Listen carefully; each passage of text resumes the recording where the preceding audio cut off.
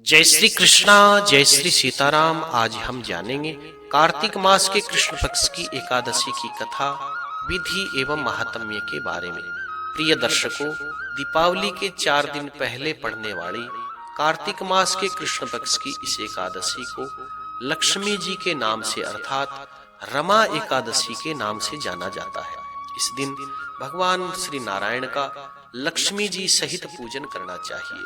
इस एकादशी का व्रत करने से जीवन में वैभव और अंत में मोक्ष की प्राप्ति होती है। आइए कथा के बारे में जानते हैं। आनंदित होकर के अर्जुन भगवान से पूछते हैं कि हे प्रभु, अब आप मुझे कार्तिक मास के कृष्ण पक्ष की एकादशी की कथा सुनाइए। इस एकादशी का क्या नाम है तथा इसमें कौन से देवता का पूजन करना चाहिए? इस एकादशी का व्रत करने से कौन से फल की प्राप्ति होती है? हे प्रभु, यह सब मुझे आप विस्तार पूर्वक बताइए। तब श्री भगवान कहते हैं कि हे कुंती पुत्र, कार्तिक मास के कृष्ण पक्ष की एकादशी का नाम रमा एकादशी है। इसका व्रत करने से सारे पाप नष्ट हो जाते हैं। अश्वमेध सहस्राणि वाजपेय शतानि च एकादशीम कथा श्रुत्वा श्रोता फल वाग भवेत्। अर्थात हे अर्जुन, 100 वाजपेय यज्ञ 1000 अश्वमेध यज्ञ करने और कराने का जो फल है वही फल एकादशी की कथा सुनने मात्र से प्राप्त हो जाता है।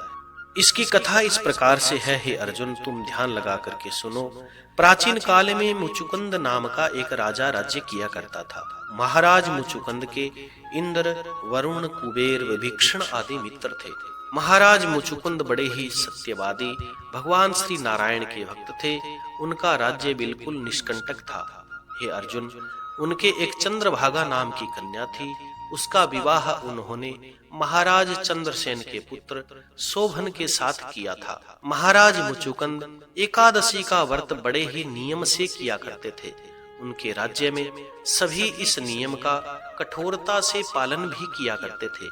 सभी राज्य की प्रजा इस नियम का पालन करते हुए एकादशी का व्रत किया करती थी। एक बार की बात है, हे अर्जुन, महाराज मुचुकुंद का जवाई शोभन उनकी पुत्री चंद्रभागा के साथ ससुराल आया हुआ था। वह कार्तिक का महीना था। उसी माह के अंदर महान पुण्यदायिनी रमा एकादशी का दिन आया। इस दिन सभी व्रत रखते थे। चंद्रभागा ने सोचा, मेरे पति बड़े कमजोर हृदय के हैं, वे एकादशी का व्रत किस प्रकार करेंगे, जबकि पिता के यहाँ तो सभी को व्रत करने की आज्ञा है। मेरे पति राज आज्ञा मानेंगे तो बड़ा कष्ट पाएंगे। चंद्रभागा को जिस बात का डर था, हे अर्जुन, वही हुआ। राजा ने आज्ञा जारी कर दी कि इस समय उनका जमाई शोभन राज्य में आया हुआ है, अतः सारी प्रजा विधि पूर्वक रमा एकादशी का व्रत करे। जब 10वीं का दिन आया तो राज्य के अंदर मुनादी करवा दी गई, ढिंढोरा पिटवा दिया गया। उस मुनादी को सुनकर के शोभन अपनी पत्नी चंद्रभागा के पास गया और कहने लगा कि हे प्रिय, तुम मुझे कोई उपाय बताओ, क्योंकि मैं व्रत नहीं कर सकता। यदि मैं व्रत करूंगा तो अवश्य ही मर जाऊंगा।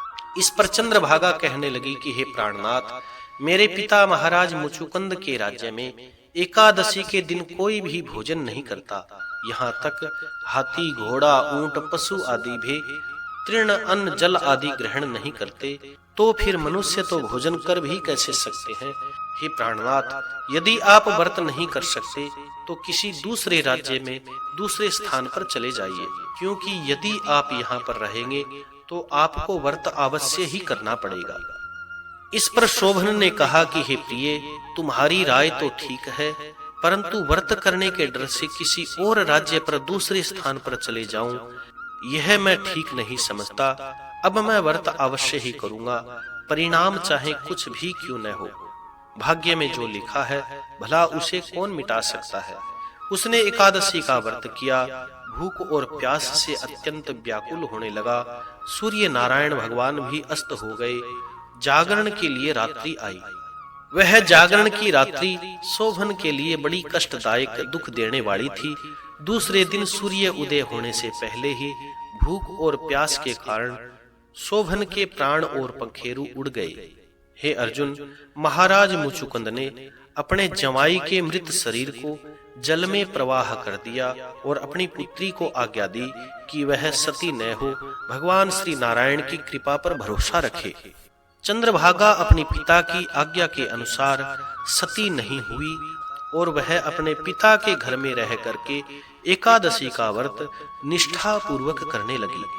उधर रमा एकादशी के व्रत के प्रभाव से शोभन को जल से निकाल लिया गया और भगवान श्री नारायण की कृपा से उसे मंदराचल पर्वत पर धन धान्य से युक्त और शत्रुओं से रहित देवपुर नाम का एक उत्तम नगर प्राप्त हुआ।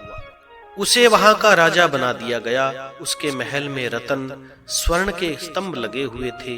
राजा शोभन स्वर्ण तथा मणियों के सिंहासन पर सुंदर वस्त्र और आभूषण धारण करके बैठते थे। गंधर्व अप्सरा नृत्य करके उनकी स्तुति करते थे। उस समय महाराज मुचुकुंद का वह जवाई शोभन दूसरे इंद्र के समान लगता था।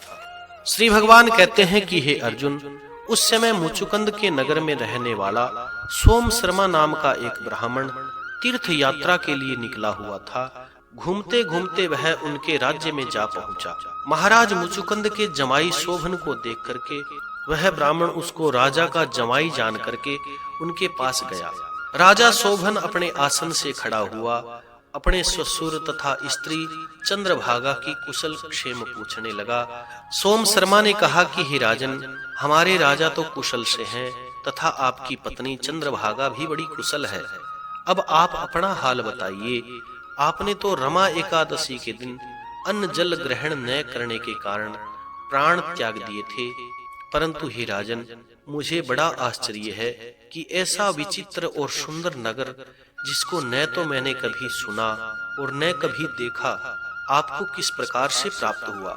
हे अर्जुन, तब शोभन कहने लगा कि हे ब्राह्मण देवता, यह सब कार्तिक मास की रमा एकादशी के व्रत का फल है। इससे मुझे यह अनुपम नगर प्राप्त हुआ है, परंतु यह अस्थिर है, स्थिर नहीं है। इस पर ब्राह्मण कहने लगा कि हे राजन, यह अस्थिर क्यों है और स्थिर किस प्रकार से हो सकता है, मुझे आप समझाइए।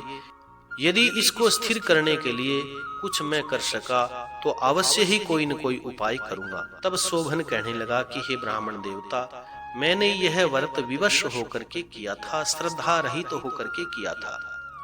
इसके प्रभाव से यह मेरे को अस्थिर नगर प्राप्त हुआ है। परंतु हे ब्राह्मण देवता, तुम इस वृतांत को राजा मुचुकुंद की पुत्री मेरी पत्नी चंद्रभागा से कहोगे तो वह इसको स्थिर बना देगी। शोभन से विदा होकर के ब्राह्मण अपने नगर में लौट आता है। उसने चंद्रभागा से सारा वृतांत बताया।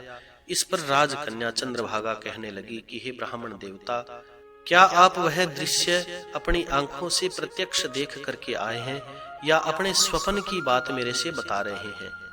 तब वह ब्राह्मण कहने लगा कि हे पुत्री, मैंने तेरे पति शोभन तथा उसके नगर को प्रत्यक्ष देखा है, परंतु वह नगर अध्रुव अर्थात अस्थिर है। तू कोई ऐसा उपाय कर जिससे वह स्थिर हो सके। तब महाराज मुचुकुंद की पुत्री चंद्रभागा कहने लगी कि हे महाराज, आप मुझे उस नगर में ले चलिए। मैं अपने पति को देखना चाहती हूँ और अपने व्रत के प्रभाव से उस नगर को मैं स्थिर बना लूंगी।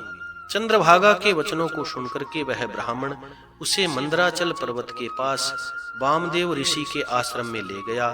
वामदेव ऋषि ने उनकी कथा को सुनकर के चंद्रभागा का मंत्रों से अभिषेक किया।